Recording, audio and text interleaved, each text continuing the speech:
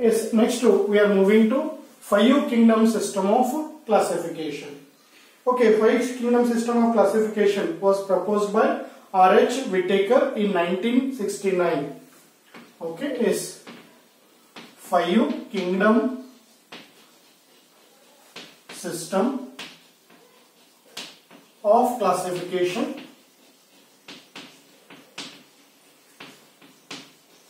was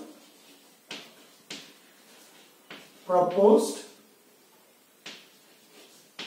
by okay ಹೆಸರು ನೆನಪಿಟ್ಕೊಳ್ಳ್ರಿ ಯಾಕಂದ್ರೆ 1 marks ಗೆ ಕೇಳಿದ್ದಾರೆ proposed by R.H. Whittaker.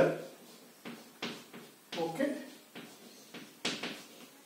Whittaker ಒಂದೊಂದ್ಸಲ ಹುಡುಗರು ಕನ್ಫ್ಯೂಷನ್ ಮಾಡ್ಕೊಂಡು ವಿಠಲ್ಕರ್ ಬರೀತಾರೆ ವಿಠಲ್ಕರ್ ಅಲ್ಲ Whittaker.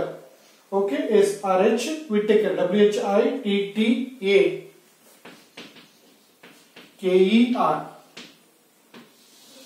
okay yes who proposed five kingdom system of classification ಅಲ್ಲಿ ನೀವೇನ್ ಬರೀತೀರಾ R.H. Whittaker ಅಂತ ಬರೀತೀರಿ. okay yes ಎಲ್ಲಿ ಯಾವಾಗದು in 1969.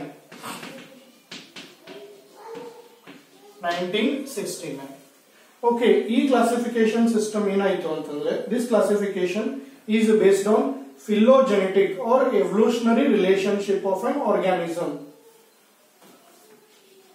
okay yes this system of classification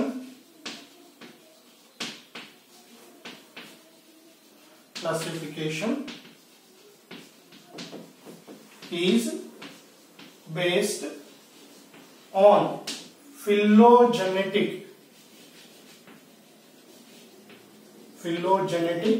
or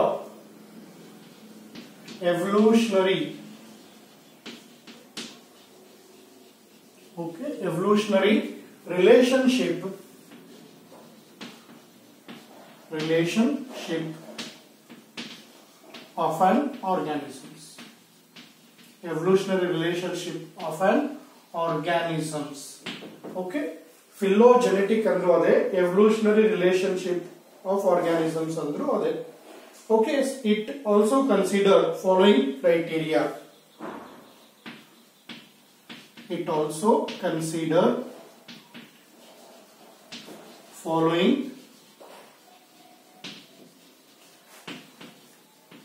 criteria. okay yes ಇವನ ನಿಮಗೆ 3 ಮಾರ್ಕ್ಸ್ ಗೆ ಕೇಳ್ತಾರೆ. ಏನು ಕೇಳಿಸ್ತಾರೆ ಅಂದ್ರೆ what are the what we call characters that is to be considered in five kingdom system or in R.H. Whittaker system classification. okay ಏನದು ಅಂತ ನೋಡಿದ್ರೆ first ಅವನು ಏನು ಮಾಡಿದಲ್ಲಿ ಮೇನ್ಲಿ ಸೆಲ್ ಟೈಪ್ ಹೋದಲ್ಲಿ ಸೆಲ್ಯುಲರ್ ಆರ್ಗನೈಸೇಷನ್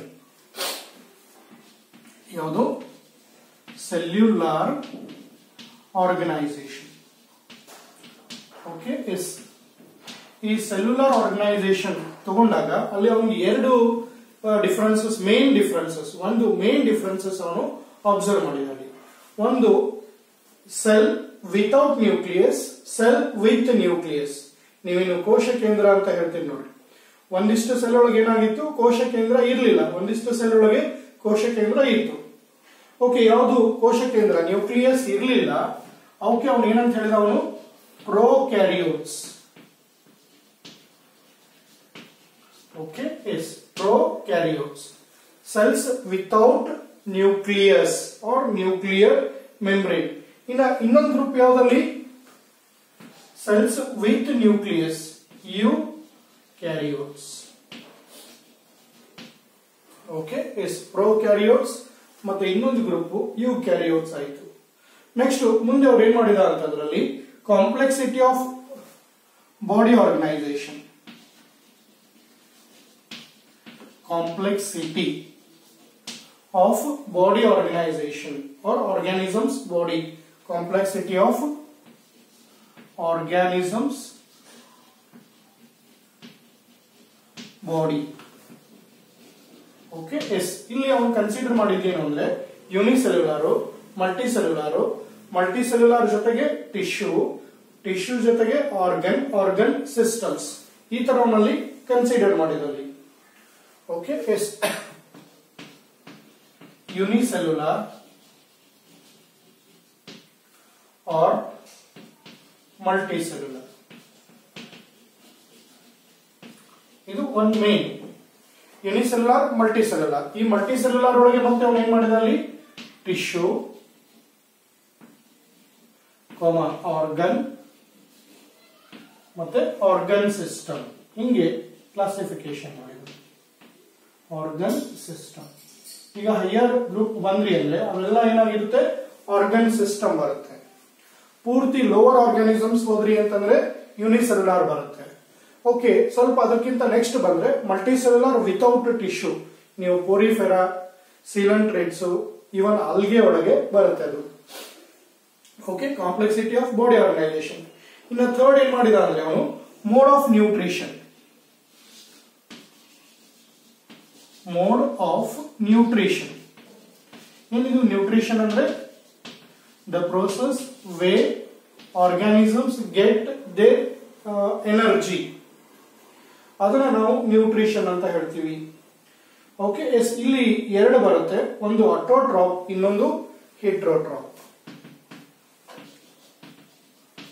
ಆಟೋಟ್ರಾಪ್ಸ್, ಓಕೆ, ಇನ್ನೊಂದು ಹಿಟ್ರೋಟ್ರಾಪ್ಸ್.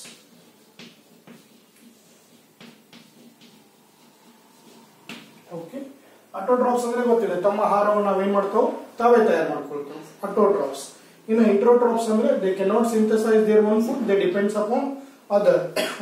ಈ autotroph ಒಳಗೆ ಎರಡು ಗ್ರೂಪ್ ಬರುತ್ತೆ, ಒಂದು ಕೀಮೋಟ್ರಾಪ್ಸ್ ಅಂತ ಹೇಳಿ, ಓಕೆ, ಇನ್ನೊಂದು ಫೋಟೋಟ್ರಾಪ್ಸ್ ಅಂತ ಹೇಳಿ. ಕನ್ಫ್ಯೂಷನ್ ಮಾಡ್ಕೊಳ್ಳೋದು ಬೇಡ, ಮುಂದೆ ಗೊತ್ತಾಗುತ್ತೆ ಬರ್ತಾ ಹೋದಂಗೆ. ಕೀಮೋಟ್ರಾಪ್ಸ್ ಅಂದ್ರೆ ಅಲ್ಲಿ ಬ್ಯಾಕ್ಟೀರಿಯಾ ಒಳಗೆ they get energy by oxidising inorganic chemicals which are found in the surrounding. Chemo. Photo ಅಂತಂದ್ರೆ ಬೈ ಯೂಸಿಂಗ್ ಸನ್ಲೈಟ್, ಸೂರ್ಯನ ಏನು ಲೈಟ್ ಇರುತ್ತೆ ಅದನ್ನೇ ಅಬ್ಸರ್ವ್ ಮಾಡಿಕೊಂಡು ಫುಡ್ ಅನ್ನ ಪ್ರಿಪೇರ್ ಮಾಡುತ್ತೆ. ಓಕೆ, ಹಿಟ್ರೋಟ್ರಾಪ್ ಒಳಗೆ ಮತ್ತೆ ಬಹಳಷ್ಟು ಟೈಪ್ ಬರುತ್ತೆ.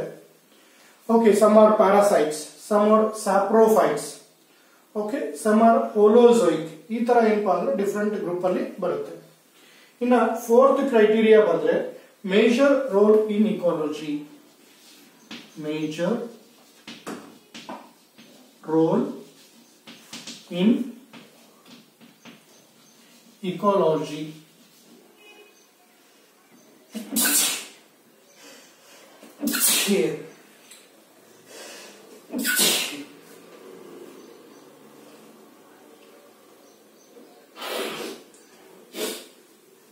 Okay, major role in ecology. ಅಲ್ಲಿ ನಾವು ಮೂರು ಗ್ರೂಪ್ ಮಾಡ್ತೀವಿ. ಒಂದು ಪ್ರೊಡ್ಯೂಸರ್ಸ್,